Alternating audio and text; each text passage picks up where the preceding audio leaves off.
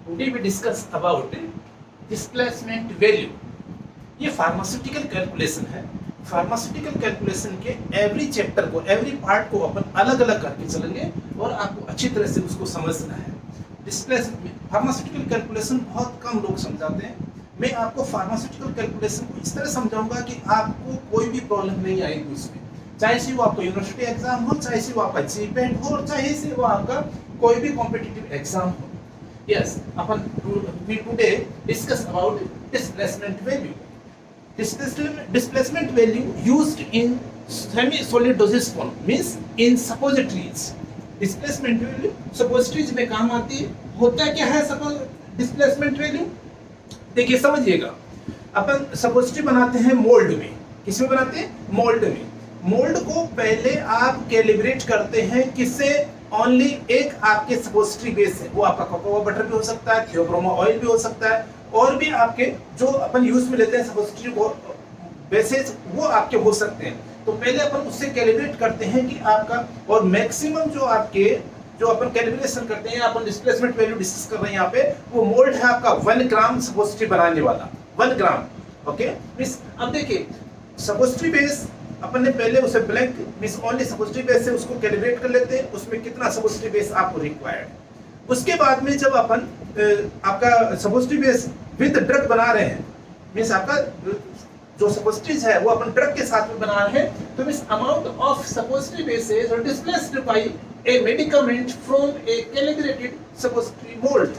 Suppository mould में जो अपन पहले अपन ने लिया था ओनली सपोजिटरी बेस, और अब अपन ले रहे हैं ड्रग एंड सपोजिटरी बेस। अब दोनों में अपन देखते हैं कि आपका अलग अलग मेडिकामेंट्स लेने पे उसी सपोजिटरी बेस में, उसी सपोजिटरी बेस की क्वांटिटी आपको अलग अलग चाहिए होती है। उसका रीजन क्या है? क्योंकि every medicaments have different densities.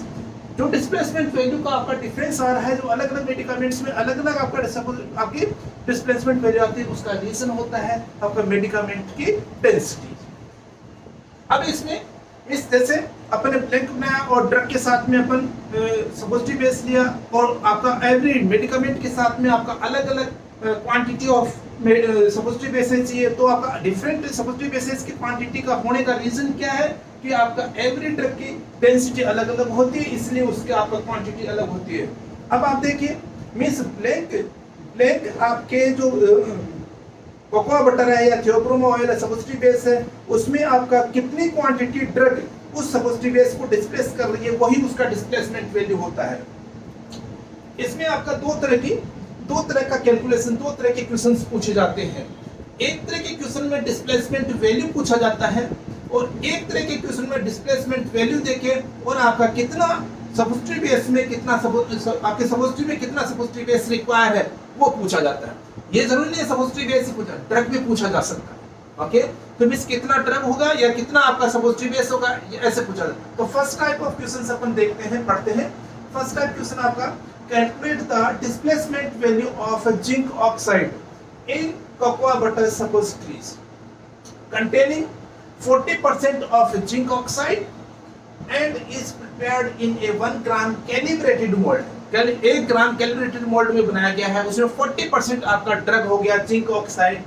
फिर ये कर the weight of 8 suppositories is 11.74 ग्राम। जब आपने ड्रग के साथ में सपोजिटरीज बनाई है तो उनका वेट दिया हुआ है आपको कितना? 11.74 ग्राम। अब देखिए, अब इसको कैलकुलेट करें अपन, तो 8 सपोजिटरीज और 1 ग्राम का आपका मोल्ड है, तो ओनली सपोजिटरी बेस के साथ में, only suppository base in mould, only suppository base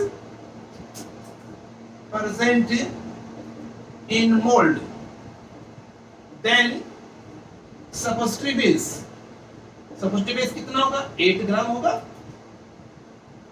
1 ग्राम का 1 मोल्ड है, मींस 1 मोल्ड में 1 सपोजिटरी बनेगी, तो 8 सपोजिटरी मतलब 8 ग्राम हो आपका वैल्यू हो गई है। फिर 11.74 में ड्रग कितना है? ड्रग इन 8 सपोजिटरीज में ड्रग कितना है 40%, किसका, आपका 11.74 ग्राम का।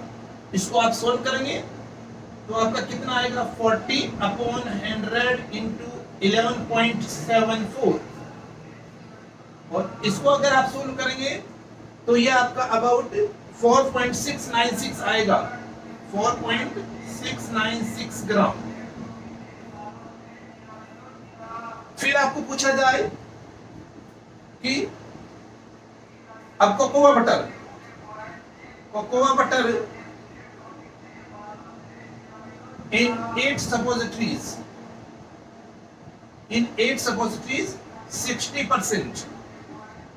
60% है, तो 11.74 में से 11.74 माइनस 4.696 आप माइनस कर दें इसमें से, तो ये आपका अबाउट 7.094 आएगा, 7.094।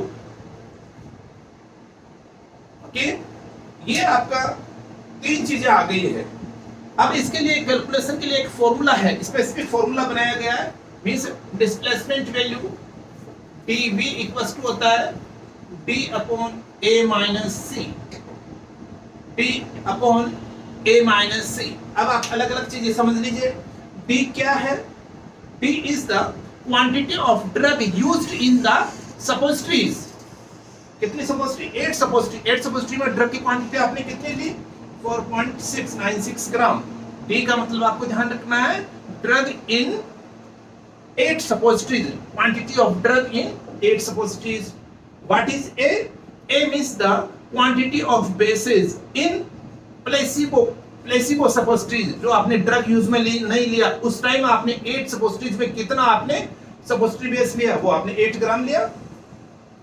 और with drug how much quantity of suppository bases you used, आपने कितना, मिस 8 सपोजिटरी में कितना आपने सपोजिटरी बेस लिया, 7.094।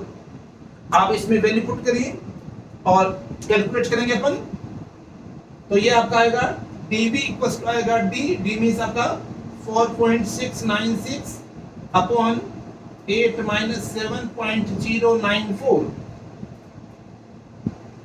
इसको अपन सॉल्व करेंगे, देन 4.696 अपॉन 0.956 अबाउट, इसको सोल्व करोगे तो ये आपका 4.9 ग्राम आपका आंसर आएगा, 4.9 आएगा आंसर, ग्राम नहीं आएगा, 4.9। मींस आपको वो ध्यान रखना है कि displacement value of zinc oxide is 4.9, about 4.9। Okay, 4.9 के लगभग आपका उसकी डिस्प्लेसमेंट वैल्यू होता है। ये आपका फर्स्ट टाइप ऑफ क्वेश्चन हो गया है जिसमें कि आपको पूछा जाता है कि आपका डिस्प्लेसमेंट वैल्यू क्या है। तो आपको ध्यान रखना है किस तरह से इसको क्वेश्चन करना है। सबसे पहले आपको फाइंड करना है कि जो आपकी कितनी सपोजिटरीज है ब्लैंक कंडीशन में, मींस प्लेसिबो कंडीशन में आपके सपोजिटरी बेस के साथ में उनका वेट कितना होगा। जैसे अपने यहाँ पे 8 सपोजिटरी लिया, एक मोल्ड का, एक मोल्ड में आपके सपोजिटरी 1 बनती है, उसका वेट आपने 1 ग्राम है, तो 8 into 1 इक्वल्स टू 8 ग्राम हो गया 8 सपोजिटरीज का। ड्रग इन 8 सपोजिटरीज आप 40% आपका दिया हुआ है क्वेश्चन में, तो 40/100 into 11.747 कैलकुलेट कर लेंगे।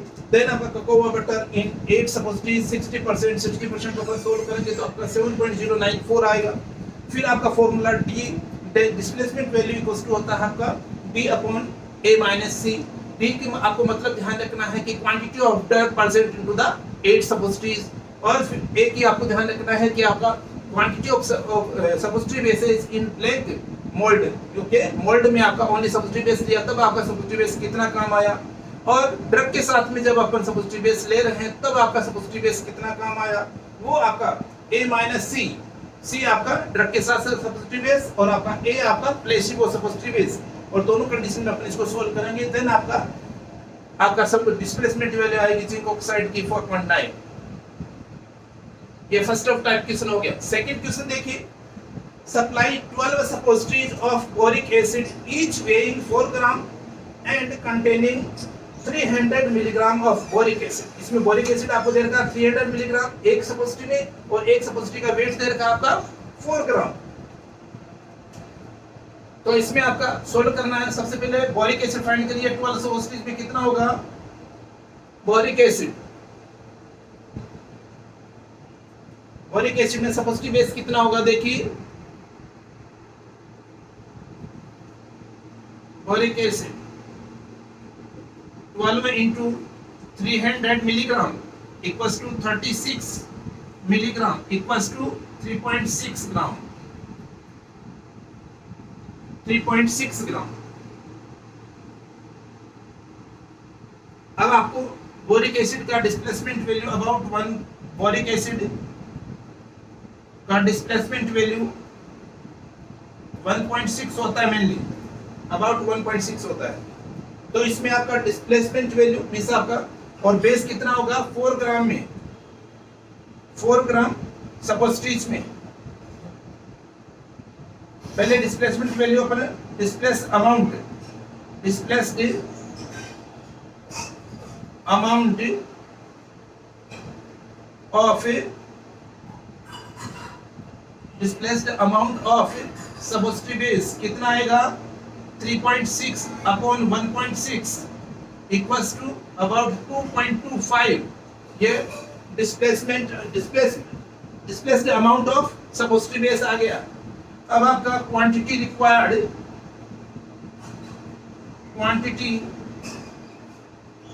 रिक्वायर्ड सपोजिटरी बेस कितना आएगा 12 into 4 minus 2.25। इसको सोल्व करेंगे तो ये आपका 45.75 ग्राम, ये आपको सपोजिटरी बेस चाहिएगा 45.75 ग्राम। अब आप अगर फॉर्मूला बनाएं 12 सपोजिटरीज का फॉर्मूला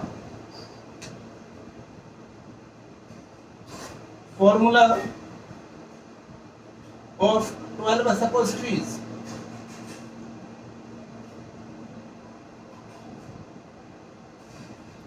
क्या होगा, बोरिक एसिड कितना चाहिए 3.6 ग्राम और सपोजिटरी बेस कितना चाहिए 45.75 ग्राम फॉर 12 सपोजिटरीज। यह उसका फॉर्मूला हो गया है। इस तरह से आपका ये डिस्प्लेसमेंट वैल्यू आपका कंप्लीट होता है। आप अपने दोस्तों को और अपने जो स्टूडेंट्स हैं उनको आप शेयर करिए वीडियोस, और मैक्सिमम लाइक एंड सब्सक्राइब करिए। और जो भी आपको प्रॉब्लम हो वो आप डिस्क्रिप्शन बॉक्स में लिख सकते हैं और पूछ सकते हैं। आपको ध्यान रखना है कि वीडियोस जो भी मैं डाल रहा हूं उसमें आपको अगर कोई भी कंफ्यूजन होता है, आपको कोई भी और इन्फॉर्मेशन चाहिए तो आप पूछ सकते हैं। ठीक है।